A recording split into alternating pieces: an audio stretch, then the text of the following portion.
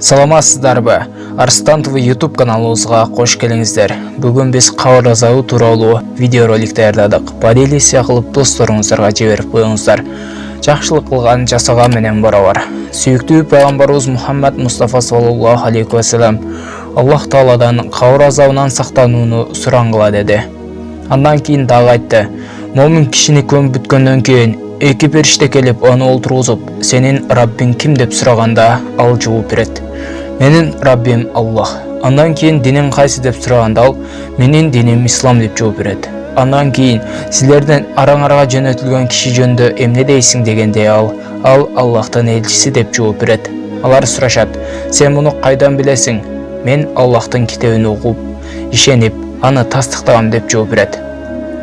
Ушундай туура жооп бергенден кийин асмандан бир үн угулат. Тактап айтканда, Аллах тараптан чыккан үн: "Менин пендем чын айтып жатат. Ага бейиш төшөгүн төшөгүлө, бейиш кийимин кийгизгиле, бейиштен дарбаз ачкыла. Анын кабырына бейиштин жыты жана кооздугу келип турат. Анын кабыры көзүнүн нуру жеткен жерге чейин кеңейтилет." Андан кийин сүйүктүү пайгамбарыбыз Мухаммад Мустафа саллаллаху алейхи ва саллям капыр адам жөнүндө мындай деп айтты: "Анын жаны ага кайтып келет. Ага эки периште келип, Раббиң ким деп сурашат. Ал өкүнүчтүү абалда эчтекени билбейм деп жооп берет. Андан кийин динин кайсы деп сураганда, өкүнүчтүү билбейм деп жооп берет. Пайгамбар болуп жөнөтүлгөн кишинин жөнүндө эмне дейсиң дегенде, ал дагы эле өкүнүчтүү абалда билбейм деп жооп берет. Асмандан бир үн угулат: "Пенде жалган айтты. Ага тозоктон төшөк төшөгүлө, тозок кийимин кийгизгиле, тозоктон дарбаза ачкыла" делет да, анын кабырына тозоктун ысыгы жана күйүк жыты келип турат. Анын кабыры ушундай тар болот, кабыргалары бири-бирине кирип кетишет. Абу Дауд. Түшүндүрмө: Капыр жөнүндө пенде жалган айтты дегендин түшүнүгү Аллах Тааланын бирдигине жана пайгамбарына, ислам динине ишенбеди. Булардын баары чындык болсо да, фил хадис Анас бин Малик разияллаху анхудан риваят. Пайгамбарыбыз саллаллаху алейхи ва саллям айтты: "Пендени шериктери кабырга көмүп кайтышканда, ал алардын бут кийиминин добушун угат. Эки периште келип аны олтургузуп, Мухаммад саллаллаху алейхи ва саллям деген киши жөнүндө эмне дейсиң деп сурашат.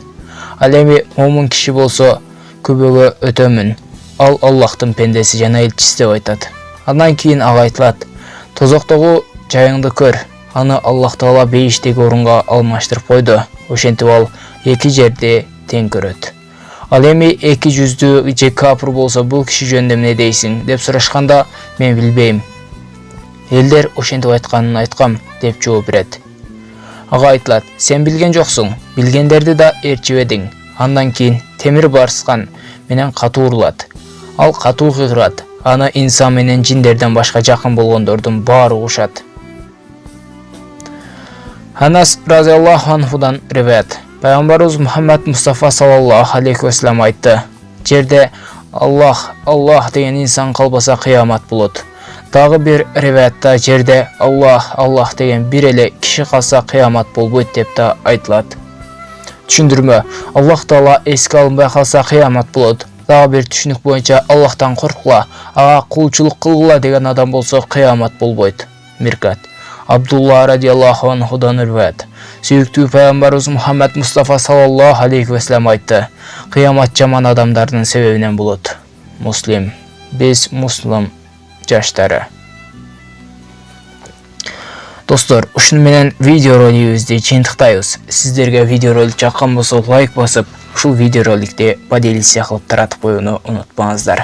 Сак саламатта кийинки биздин көрсөтүүлөрүбүздөн амандашканча калыңыздар.